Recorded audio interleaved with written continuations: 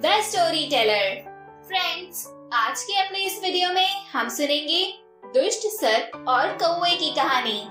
हमेशा की तरह कहानी को शुरू करने से पहले फ्रेंड्स, अगर आप सबने अब तक हमारे चैनल को सब्सक्राइब नहीं किया है तो जल्दी से हमारे चैनल को सब्सक्राइब करें, बेल आइकन जरूर प्रेस करें और अगर आपको हमारा ये वीडियो पसंद आए तो इसे ज्यादा से ज्यादा लाइक और शेयर करना ना भूलें।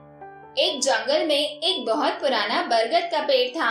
उस पेड़ पर घोंसला बनाकर एक कौवा कौवे का जोड़ा रहता था। उसी पेड़ के खोखले तने में कहीं से आकर एक दुष्ट सर्प रहने लगा।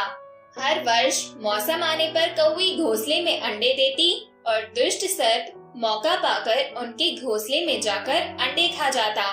एक बार जब कौवा और कौवी जल्दी भोजन पाकर शीघ्र ही लौट आए तो उन्होंने उस दुष्ट सर्प को अपने घोंसले में रखे अंडों पर झपटते देखा। अंडे खाकर सर्प चला गया। कौवे ने कौवी को ढांढस बंधाया, प्रिय हिम्मत रखो, अब हमें शत्रु का पता चल गया है, कुछ उपाय भी सोच लेंगे। कौवे ने काफी सोचा विचारा और पहले वाले घोंसले को छोड़ उससे काफी ऊपर टहनी पर घोंसला बनाया और कौवी से कहा, यहाँ हमारे अंडे सुरक्षित रहेंगे। हमारा घोंसला पेड़ की चोटी के निकट है और ऊपर आसमान में चील मंडराती रहती है। चील सांप की बैरी है। दुष्ट सर्प यहाँ तक आने का साहस नहीं कर पाएगा। कौवे की बात मानकर कौवी ने नए घोंसले में अंडे दिए जो सुरक्षित रहे और उनमें से बच्चे भी निकल आए।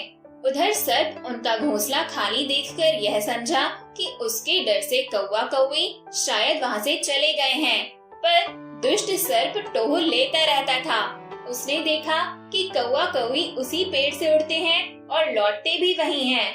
उसे यह समझते देर नहीं लगी कि उन्होंने नया घोंसला उसी पेड़ पर ऊपर बना रखा है। एक दिन सर्प खोह से निकला और उसने कौवों का नया घोंसला खोज लिया। घोंसले में कौवा दंपति के 3 नवजात शिशु थे। दुष्ट सर्प उन्हें एक एक करके घपाघप निगल गया और अपने खोह में लौटकर डकारे लेने लगा। कौवा और कौवी लौटे तो घोंसला खाली पाकर सन्न रह गए। घोंसले में हुई टूट फूट और नन्हे कौवों के कोमल पंख बिखरे देखकर वह सारा माजरा समझ गए। कौवी की छाती तो दुख से फटने लगी। कौवी बिलख उठी, तो क्या हर वर्ष मेरे बच्चे सांप का भोजन बनते रहेंगे? कौवा बोला, नहीं, यह माना कि हमारे सामने विकट समस्या है, पर यहाँ से भागना ही उसका हल नहीं है। विपत्ति के समय ही मित्र काम आते हैं। हमें लोमड़ी मित्र से सलाह लेनी चाहिए। दोनों तुरंत ही लोमड़ी के पास गए। लोमड़ी ने अपने मित्रों की दुख भरी कहानी सुनी। उसने कौवा तथा कौवी के आंसू पोंछे। लोमड़ी ने काफी सोचने के बाद कहा, मित्रों, तुम्हें वह पेड़ छोड़कर जाने की जरूरत नहीं है। मेरे दिमाग में एक तरकीब आ रही है जिससे उस दुष्ट सर्प से छुटकारा पाया जा सकता है। लोमड़ी ने अपने चतुर दिमाग में आई तरकीब बताई। लोमड़ी की तरकीब सुनकर कौवा कौवी खुशी से उछल पड़े। उन्होंने लोमड़ी को धन्यवाद दिया और अपने घर लौट आए। अगले ही दिन योजना अमल में लानी थी। उसी वन में बहुत बड़ा सरोवर था। उसमें कमल और नरगिस के फूल खिले रहते थे। हर मंगलवार को उस प्रदेश की राजकुमारी अपनी सहेलियों के साथ वहां जल क्रीड़ा करने आती थी।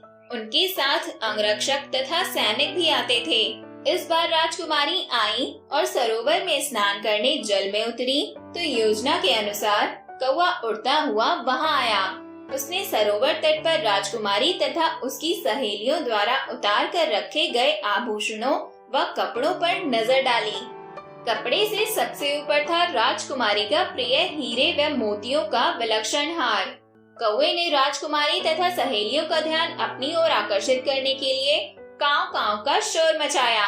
जब सबकी नजर उसकी ओर घूमी तो कौवा राजकुमारी का हार चोंच में दबाकर ऊपर उड़ गया। सभी सहेलियां चीखी, देखो देखो, वह राजकुमारी का हार उठाकर ले जा रहा है। सैनिकों ने ऊपर देखा तो सचमुच एक कौवा हार लेकर धीरे धीरे उड़ता जा रहा था। सैनिक उसी दिशा में दौड़ने लगे। कौवा सैनिकों को अपने पीछे लगाकर धीरे धीरे उड़ता हुआ उसी पेड़ की ओर ले आया। जब सैनिक कुछ ही दूर रह गए तो कौवे ने राजकुमारी का हार इस प्रकार गिराया कि वह सांप वाले खोह के भीतर जा गिरा। सैनिक दौड़कर खोह के पास पहुँचे। उनके सरदार ने खोह के भीतर झांका। उसने वहाँ हार और उसके पास में ही एक काले सर्प को कुंडली मारे देखा। वह चिल्लाया, पीछे हटो, अंदर एक नाग है। सरदार ने खोह के भीतर भाला मारा। सर्प घायल हुआ और फुफकारता हुआ बाहर निकला। जैसे ही वह बाहर आया, सैनिकों ने भालों से उसके टुकड़े टुकड़े कर डाले। तो दोस्तों, हमारी आज की ये कहानी भी यहीं पर खत्म होती है और इस कहानी से हमें यह शिक्षा मिलती है कि सूझबूझ का उपयोग कर हम बड़ी से बड़ी ताकत और दुश्मन को हरा सकते हैं। बुद्धि का प्रयोग करके हर संकट का हल निकाला जा सकता है। और अब बारी है आपके जीवन के लिए मेरी छोटी सी सलाह की। डर से बड़ा कोई वायरस नहीं और हिम्मत से बड़ी कोई वैक्सीन नहीं। तो दोस्तों, मेरी इस छोटी सी सलाह को हमेशा ध्यान में रखिएगा और अपने जीवन में आने वाली हर मुश्किल का सामना हिम्मत के साथ करिएगा। साथ ही मेरे साथ मिलकर एंजॉय करते रहिएगा मेरी इंटरेस्टिंग ऑडियो टेल्स। हम सब फिर मिलेंगे नेक्स्ट वीडियो में एक नई कहानी के साथ। Till then, keep listening and don't forget to like, comment, share and subscribe. Thank you.